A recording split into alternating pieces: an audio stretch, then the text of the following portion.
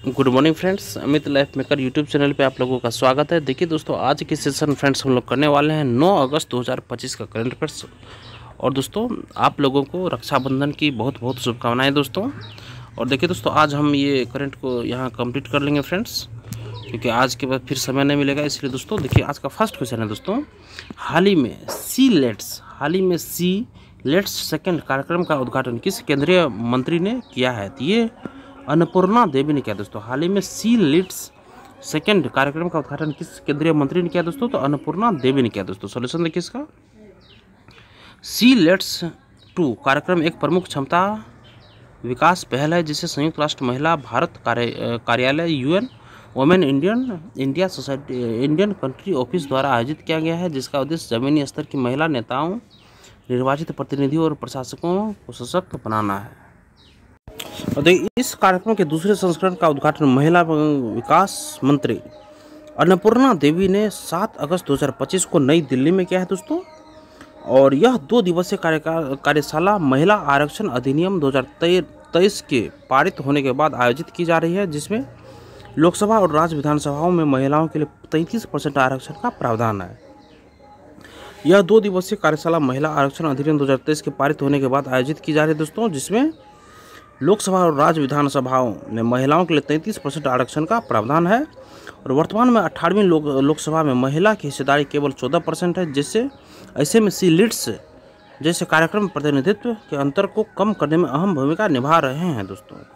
और सी लिट्स संयुक्त राष्ट्र महिला भारत कार्यक्रम की एक प्रमुख पहल है, जिसका उद्देश्य सार्वजनिक और राजनीतिक नेतृत्व में लैंगिक समानता को बढ़ावा देना और आगामी लोकसभा व राज्य विधानसभा चुनाव में महिला नेताओं को समर्थन देना है। नेक्स्ट है, कश्मीर घाटी में कौन सा रेलवे स्टेशन माल ढुलाई संभालने में सक्षम बनने वाला पहला स्टेशन बना है दोस्तों?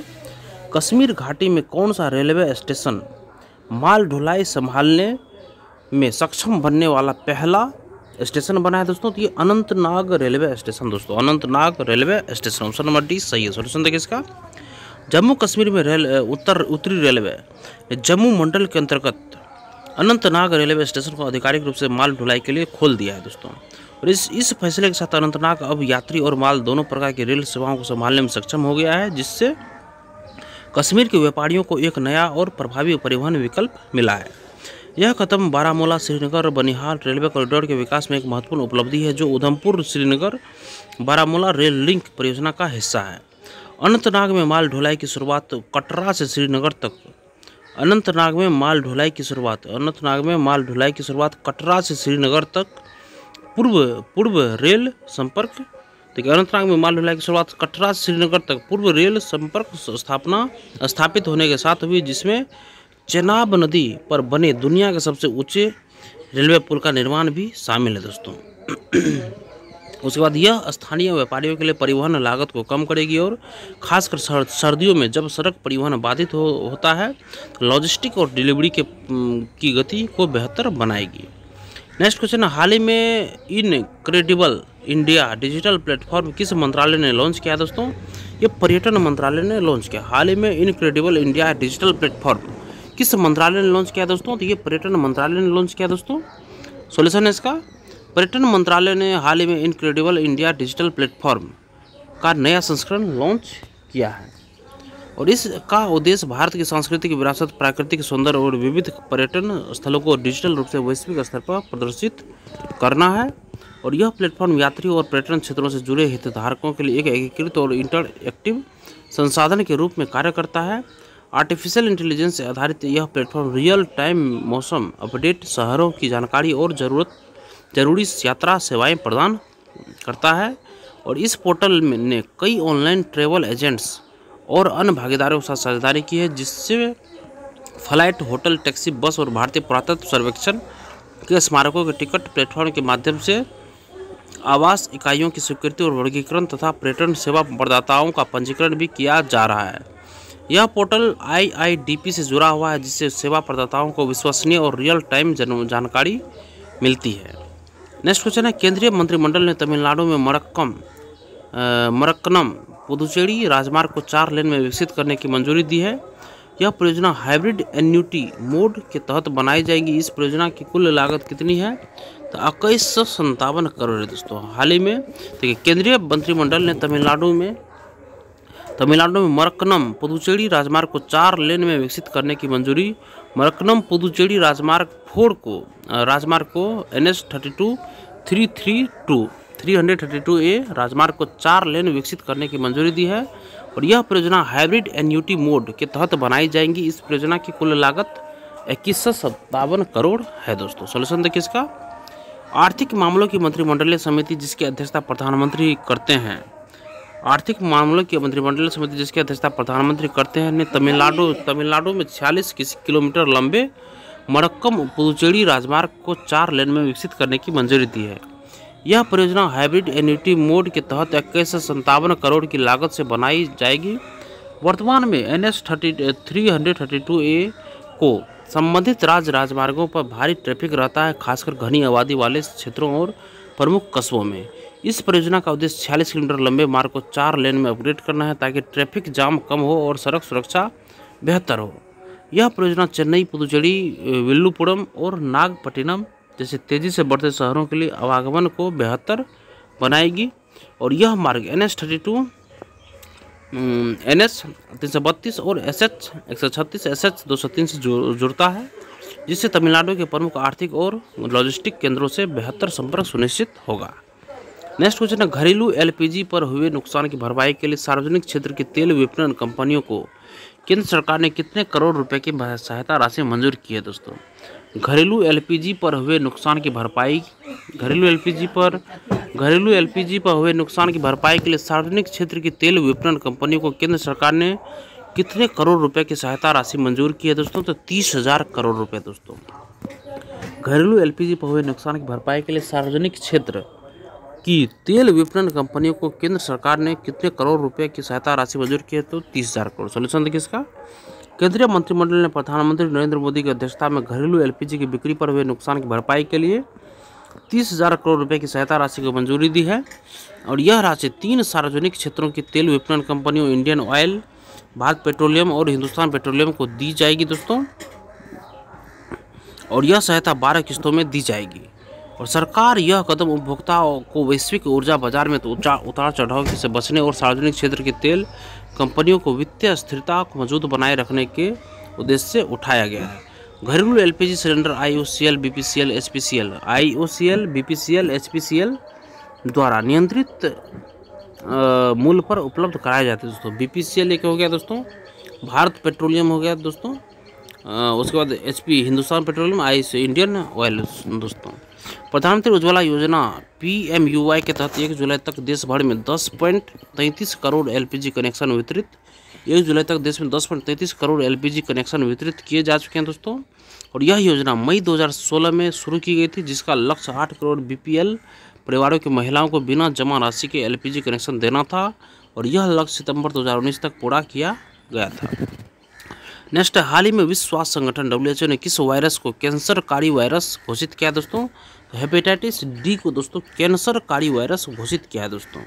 WHO ने दोस्तों हेपेटाइटिस D को कैंसरकारी वायरस घोषित किया। सोल्यूशन देखिए इसका फ्रेंड्स, हाल ही में विश्व स्वास्थ्य संगठन WHO ने हेपेटाइटिस D वायरस को एक कैंसरकारी वायरस घोषित किया है और यह वायरस केवल उन लोगों को प्रभावित करता है जो पहले से हेपेटाइटिस B से संक्रमित होते हैं। इसकी मौजूदगी लीवर कैंसर के खतरे को काफ़ी बढ़ा देती है और हेपेटाइटिस एक गंभीर लीवर बीमारी है जो hepatitis A, B, C, D और E वायरस के संक्रमण से होता है दोस्तों।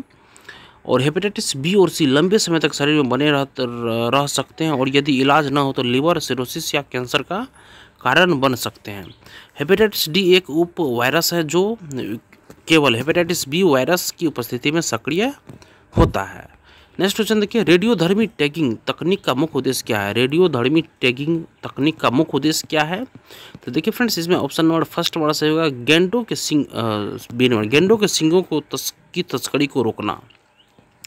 रेडियोधर्मी टैगिंग तकनीक का मुख्य उद्देश्य है कि गेंडे के सींगों की तस्करी को रोकना। सोल्यूशन इसका, दक्षिण अफ्रीका की विट वाटर सरेंट यूनिवर्सिटी ने गेंडों के शिकार को रोकने के लिए एक नई तकनीक विकसित की है। इस पहल के तहत गेंडे के सींगों में रेडियोधर्मी समस्थानिक इंजेक्ट किए जाते हैं ताकि उनकी तस्करी रोकी जा सके। यह परियोजना 6 वर्षों की शोध का परिणाम है और इसे अंतर्राष्ट्रीय परमाणु ऊर्जा एजेंसी का समर्थन प्राप्त है। और इस पहल को राइजो टॉप प्रोजेक्ट नाम दिया गया, जिसकी शुरुआत वाटरबर्ग बायोस्फीयर रिजर्व दक्षिण अफ्रीका में हुई है। और प्रारंभिक परीक्षण 5 गेंडों पर किए गए, जिसके बाद 20 गेंडों पर विस्तृत परीक्षण किए गए। और इस तकनीक में सींग के केराटिन ऊतक में थोड़ी मात्रा में रेडियोधर्मी तत्व डाले जाते हैं। और यह एक गैर आक्रामक प्रक्रिया है जो गेंडों के स्वास्थ्य या व्यवहार को प्रभावित नहीं करती। सींगों से निकलने वाला विकिरण बंदरगाहों और हवाई अड्डों पर लगे कस्टम्स रेडिएशन मॉनिटर्स द्वारा पकड़ा जा सकता है, जिससे तस्करी रोकने में मदद मिलती है। नेक्स्ट है जिला बाढ़ गंभीरता सूचकांक। जिला बाढ़ गंभीरता सूचकांक के संदर्भ में निम्नलिखित कथनों पर विचार करें, इनमें से कौन सा कथन सही होगा। तो इसमें से ऑप्शन 2 और 3 सही होगा, बी नंबर ऑप्शन सही होगा। सोल्यूशन देखिए इसका फ्रेंड्स, पहले ऑप्शन देखिए 2 नंबर में, यह सूचकांक भारत मौसम विज्ञान विभाग के 1967 से 2023 तक के आंकड़ों पर आधारित है। और 3 है दोस्तों, DFSI में बाढ़ की अवधि प्रभावित जनसंख्या और क्षति जैसे कारकों को शामिल किया गया है। सोल्यूशन इसका देखिए दोस्तों, जिला बाढ़ गंभीर सूचकांक district food severity index DFSI को IIT दिल्ली और IIT गांधीनगर के शोधकर्ताओं ने विकसित किया है। और यह सूचकांक भारत के जिलों में ऐतिहासिक बाढ़ की गंभीरता का आकलन करने के लिए तैयार किया गया है। और DFSI भारत मौसम विज्ञान विभाग के 1967 से 2023 तक के आंकड़ों पर आधारित है। और इसमें बाढ़ की अवधि प्रभावित जनसंख्या और क्षति शहरी और ग्रामीण दोनों क्षेत्रों India flood impacts database national hydrodynamics modelling system है दोस्तों। नेक्स्ट क्वेश्चन देखिए फ्रेंड्स, आईसीएमआर साइन पहल के संदर्भ में निम्नलिखित कथनों पर विचार कीजिए। देखिए फ्रेंड्स, इसमें सबसे पहले दोस्तों इसका ऑप्शन नंबर 3 सही होगा, ऑप्शन फर्स्ट और सेकंड दोनों सही है दोस्तों। आईसीएमआर साइन साइन पहल के संदर्भ में निम्नलिखित कथनों पर विचार कीजिए दोस्तों। पहला ऑप्शन देखिए, यह पहल कक्षा 9 से 12 तक के छात्रों के लिए शुरू की गई है ताकि उन्हें स्वास्थ्य अनुसंधान के क्षेत्र में करियर बनाने के लिए प्रेरित किया जा सके। और सेकंड है, यह कार्यक्रम भारतीय चिकित्सा अनुसंधान के अग्रणी प्रोफेसर वी रामलिंगा स्वामी की जयंती के अवसर पर शुरू किया गया था। सोल्यूशन देखिए इसका दोस्तों, कि भारत आयुर्विज्ञान अनुसंधान परिषद ICMR ने ICMR science and health innovation for the next gen explorers की शुरुआत की है, जो एक राष्ट्रीय आउटरीच कार्यक्रम है। यह कार्यक्रम 8 अगस्त 2025 को आयोजित किया गया। यह विशेष रूप से कक्षा 9 से 12 तक के छात्रों के लिए तैयार किया गया है। इसका उद्देश्य छात्रों में विज्ञान के प्रति रुचि जगाना, रचनात्मक सोच को बढ़ावा देना और उन्हें स्वास्थ्य अनुसंधान के क्षेत्र में करियर बनाने के लिए प्रेरित करना है। यह पहल प्रधानमंत्री के एक दिन वैज्ञानिक बनो दृष्टिकोण का समर्थन करती है, जिसे उनकी फरवरी 2025 के मन की बात कार्यक्रम में साझा किया गया था। और यह कार्यक्रम प्रोफेसर वी रामलिंगा स्वामी की जयंती के अवसर पर आयोजित किया गया, जो भारतीय चिकित्सा अनुसंधान के क्षेत्र में अग्रणी माने जाते हैं। नेक्स्ट क्वेश्चन है, विस्लाव मेनियाक मेमोरियल में अन्नू रानी ने स्वर्ण पदक जीतने के लिए कितनी दूरी तक भाला फेंका था। ये 62.59 मीटर तक। ऑप्शन नंबर ए सही दोस्तों। विस्लाव मेनियाक मेमोरियल में अन्नू रानी ने स्वर्ण पदक जीतने के लिए कितनी दूरी तक भाला फेंका। विस्लाव मेनियाक मेमोरियल में अन्नू रानी ने स्वर्ण पदक जीतने के लिए कितनी दूरी तक भाला फेंका था। 62.59 मीटर तक फेंकी थी दोस्तों। ये नेक्स्ट क्वेश्चन देखिए, सोल्यूशन इसका फ्रेंड्स देखिए, 6 अगस्त को भारत की अन्नू रानी ने पोलैंड में आयोजित अंतर्राष्ट्रीय विस्लाव मेनियाक मेमोरियल में महिलाओं की भाला फेंक स्पर्धा में स्वर्ण पदक जीता। उन्होंने दूसरे प्रयास में सीजन का सर्वश्रेष्ठ प्रदर्शन 62.59 मीटर भाला फेंका, जिससे उन्हें पहला स्थान मिला। तुर्की की एडा तुगसुज ने 58.36 मीटर के साथ रजत पदक और ऑस्ट्रेलिया की लियाना डेविडसन ने 58.24 मीटर के साथ कांस्य पदक जीता। इस प्रदर्शन के साथ अन्नू रानी अब इस सीजन में विश्व के शीर्ष 15 भाला फेंक खिलाड़ियों में शामिल हो गई है और वर्ष 2025 विश्व एथलेटिक्स चैंपियनशिप के लिए 64 मीटर क्वालिफिकेशन मार्क हासिल करने की कोशिश कर रही है, जो अगले महीने टोक्यो में होगी। और इस प्रतियोगिता में भारत की पूजा ने महिलाओं की 800 मीटर दौड़ में 2 मिनट 2.95 मिनट के समय के साथ कांस्य पदक जीता। और जिस्ना मैथ्यू ने महिलाओं की 400 मीटर दौड़ में 54.12 सेकंड के साथ छठा स्थान प्राप्त किया है। देखिए याद रखिए। और नेक्स्ट क्वेश्चन है इसका, अमेरिका ने भारत पर कितने प्रतिशत दंडात्मक शुल्क पुनिटिव टैरिफ लगाए हैं। ये लगाए हैं 50%। सॉल्यूशन देखिए इसका, अमेरिका ने आपातकालीन व्यापार अधिकारों का उपयोग करते हुए भारत पर 50% दंडात्मक शुल्क लगाया है। इसका कारण रूस से जुड़ी सुरक्षा और व्यापार संबंधी चिंताएं बताया गया है। अमेरिका ने भारत पर शुल्क को दोगुना कर 50% कर दिया है, जिसमें 25% एड वेलोरम अधिभार भी शामिल है। कानूनी आधार अमेरिका ने विश्व व्यापार संगठन WTO के अनुच्छेद 21वां और अपने अनुच्छेद 21 सुरक्षा प्रावधान और अपने आपातकालीन व्यापार कानूनों का हवाला दिया है। और औचित्य इसका देखिए, अमेरिका का दावा है कि भारत के साथ व्यापार रूस के युद्ध, वित्त पोषण और प्रतिबंधों से बचाव में अप्रत्यक्ष रूप से मदद कर रहा है। और समझौते की अवधि देखिए, भारत को शुल्क शर्तों पर 21 दिनों में द्विपक्षीय समझौते के जरिए समाधान का मौका दिया गया है। और शुल्क रैंकिंग, अब भारत पर दुनिया में सबसे अधिक अमेरिकी शुल्क लागू है, जो चीन 30% और पाकिस्तान 19% से भी अधिक है। छूट भारत के लगभग आधे निर्यात जैसे दवाइयाँ और इलेक्ट्रॉनिक्स इन शुल्कों से मुक्त है।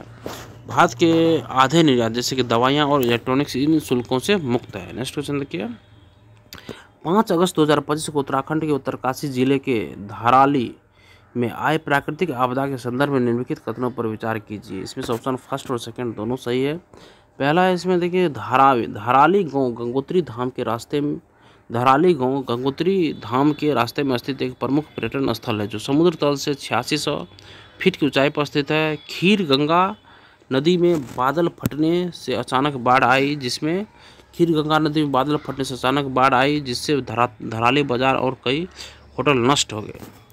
सोल्यूशन देखिए इसका, 5 अगस्त 2025 को उत्तराखंड के उत्तरकाशी जिले में के धाराली में खीर गंगा नदी में बादल फटने और भारी बारिश के कारण अचानक बाढ़ आ गई, जिससे भारी तबाही हुई। और धाराली एक प्रमुख पर्यटन स्थल है, जो गंगोत्री धाम के रास्ते में स्थित है और समुद्र तल से 8600 फीट की ऊंचाई पर है। यह क्षेत्र खीर गंगा नदी के किनारे स्थित है, जहां कई होटल और रेस्टोरेंट हैं जो बाढ़ से प्रभावित हुए। ऊपरी इलाकों में बादल फटने से नदी भारी मात्रा में पानी और मलबा बहकर नीचे आया। और मौसम विभाग ने उत्तराखंड में 10 अगस्त तक भारी बारिश की चेतावनी दी थी दोस्तों, लेकिन इस विशेष आपदा के लिए रेड अलर्ट जारी होने का नुकसान को पूरी तरह रोकने की कोई पुष्टि नहीं है। मतलब कथन 3 गलत है दोस्तों। तो देखिए दोस्तों इसी के साथ हम अपने सेशन को आज यहीं पे ख़त्म करते हैं फ्रेंड्स। सेशन अगर आप लोगों को पसंद आए दोस्तों तो सेशन को एक लाइक जरूर कर दीजिएगा और किसी एक व्हाट्सएप ग्रुप इस वीडियो को जरूर शेयर कर दीजिएगा दोस्तों। धन्यवाद दोस्तों, सेशन देखने के लिए। आपका दिन शुभ हो।